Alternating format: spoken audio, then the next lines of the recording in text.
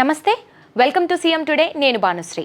ఇక అనకాపల్లి జిల్లా ఎస్ రాయవరం మండలం కోనవానిపాలెం గ్రామానికి చెందినటువంటి ఇంటర్ విద్యార్థిని సృజన నిన్న ఆత్మహత్య చేసుకోవడం అయితే జరిగింది. తను తూని శ్రీ చైతన్య కాలేజ్లో ఇంటర్ సెకండ్ ఇయర్ కూడా చదువుతున్నట్టుగా తెలుస్తోంది. ఇక తనకి నిన్న ఇంటర్ సెకండ్ ఇయర్ ఎగ్జామ్స్ ఉన్న కారణంగా తను ఎగ్జామ్ రాసి ఇంటికి తిరిగి రాగా ఏదైతే ఇంటికి వచ్చిన తర్వాత నుంచి కూడా తను చాలా దిగులుగా ఉన్నట్టుగా, చాలా డల్గా ఉన్నట్టుగా, ఎవరితో కూడా మాట్లాడకుండా అలానే సైలెంట్గా ఉన్నట్టుగా కూడా తన కుటుంబీకులైతే చెప్తున్నటువంటి పరిస్థితి ఉంది. ఇక నేటి ఉదయం అయితే తన తండ్రి అదే గ్రామంలో ఒక పెళ్లి వేడుకకు కూడా వెళ్ళినట్టుగా తెలుస్తోంది. ఇక తను ఆ వేడుక ముగించుకొని ఇంటికి వచ్చినటువంటి సమయంలో ఇంటికి వచ్చిన వెంటనే ఒక్కసారి డోర్ ఓపెన్ చేసి చూసేసరికి కూడా తన కూతురు ఉరివేసుకొని ఆత్మహత్య చేసుకున్నటువంటి తన కూతుర్ని సృజనని చూసిన వెంటనే తన తండ్రి ఒక్కసారిగా కూడా కుప్పకూలిపోయినట్టుగా తెలుస్తోంది.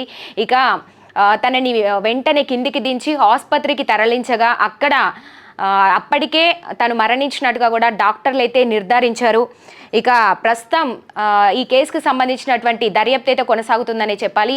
మనం ఒక్కసారి కనుక ఇలా ఇంటర్ విద్యార్థుల మరణాలని పరిశీలిస్తే కనుక అటు ఆంధ్రప్రదేశ్లో కావచ్చు, ఇటు తెలంగాణలో కావచ్చు, ఈ మధ్యకాలంలో చాలానే చూస్తున్నాం. ఇలా ఇంటర్ విద్యార్థులు, డిగ్రీ చదువుతున్నటువంటి విద్యార్థినులు కూడా చాలామంది ఆత్మహత్యలకి పాల్పడుతున్నటువంటి పరిస్థితి అయితే ఉందని చెప్పాలి.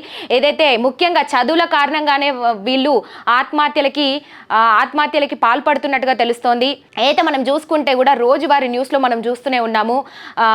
ఏదైతే 10th ఫెయిల్ అవుతానని కూడా ఎగ్జామ్ రాసిన వెంటనే ఆత్మహత్య చేసుకోవడము మనం మొన్న కూడా చూసాము. ఇక్కడే హైదరాబాద్ చివరి ప్రాంతంలో కూడా మనం చూసాము. ఒక పక్క క్లాస్ నడుస్తున్నటువంటి సమయంలోనే ఒక విద్యార్థి సీసీ కెమెరాలో కూడా అది క్లియర్గా అయితే రికార్డ్ అయింది. వెంటనే బిల్డింగ్ మీద నుంచి కూడా దూకడం జరిగింది. ఒక పక్క క్లాస్ జరుగుతుంది, ఒక టీచర్ క్లాస్ చెప్తున్నటువంటి సమయంలోనే అక్కడ ఆత్మహత్య చేసుకోవడం. ఇలా చెప్పుకుంటూ పోతే చాలానే జరుగుతున్నాయి. 10th విద్యార్థులు, ఇంటర్ విద్యార్థులు, డిగ్రీ విద్యార్థులు అందరూ కూడా ఆత్మహత్యలకి పాల్పడుతున్నారు. ఏదో ఎగ్జామ్స్ ఫెయిల్ అవుతానమని. ఎగ్జామ్ ఫెయిల్ అయితే మరోసారి మనం రాసి పాస్ అయ్యే అవకాశాలు ఎక్కువగానే ఉన్నాయి. కానీ ఫెయిల్ అవుతామని చెప్పేసి ఇక మనకి లైఫే లేకుండా పోతుందని వాళ్ళు ఏదో అపోహపడి, భ్రమపడి ఇలా ఆత్మహత్యలకి గురవ్వడం అనేది చాలా వరకు నిజంగా ఒక క్రైమ్ అనే చెప్పాలి. ఎందుకంటే వాళ్ళే శిక్ష వేసుకుంటున్నటువంటి పరిస్థితి. ఇక వాళ్ళు ఎగ్జామ్లో ఫెయిల్ అయితే తిరిగి రాసి పాస్ అయ్యేటువంటి అవకాశాలు ఉన్నాయి. కానీ ఒక్కసారి లైఫే కోల్పోతే మళ్ళీ మనం అది తిరిగి తెచ్చుకోలేం. ఇది ప్రతి ఒక్క విద్యార్థులు కూడా దృష్టిలో పెట్టుకొని వ్యవహరించాల్సినటువంటి విషయం అని చెప్పాలి.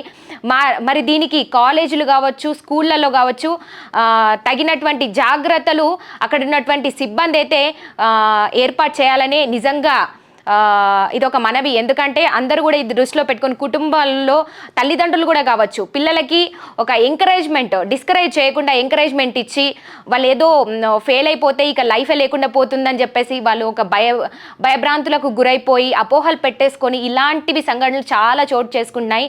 మరి ఇది ప్రతి ఒక్క కుటుంబంలో తల్లిదండ్రులు కావచ్చు, విద్యార్థులు కావచ్చు చాలా ఆలోచించి తీసుకోవాల్సినటువంటి డెసిషన్ కాబట్టి ప్రతి ఒక్కరు కూడా ఆలోచిస్తారని అనుకుంటున్నాము. మరి ఇలా ఏదైతే ఆత్మహత్యల సంఖ్య తగ్గించాలంటే కూడా దీనికి ప్రభుత్వం కూడా కొంత దృష్టి సారించాల్సినటువంటి అవసరం ఎంతైనా ఉందని చెప్పాలి. అదేవిధంగా కుటుంబం మీద కూడా కొంతవరకు బాధ్యత ఉంటుంది. ఇక స్కూల్ కావచ్చు, కాలేజ్ల యాజమాన్యం మీద కూడా కొంతవరకు బాధ్యత అనేది ఉంటుంది. కాబట్టి వాళ్ళు ఇలాంటివి ఇప్పుడు ఏదైతే మనం చూస్తున్నామో విద్యార్థులు ఆత్మహత్యలకు పాల్పడుతున్నటువంటి సంఘటనలు భవిష్యత్తులో కూడా ఇలాంటివి జరగకుండా ఉండాలంటే, ఇలాంటి పరిణామాలు చోటు చేసుకోకుండా ఉండాలంటే కనుక ఖచ్చితంగా ప్రతి ఒక్కరు దీని గురించి కఠిన చర్యలు తీసుకోవాలి. ఖచ్చితంగా ఆలోచించాల్సినటువంటి విషయం ఎంతైనా ఉందని చెప్పాలి. మరిన్ని అప్డేట్స్ కోసం చూస్తూనే ఉండండి సీఎం టుడే.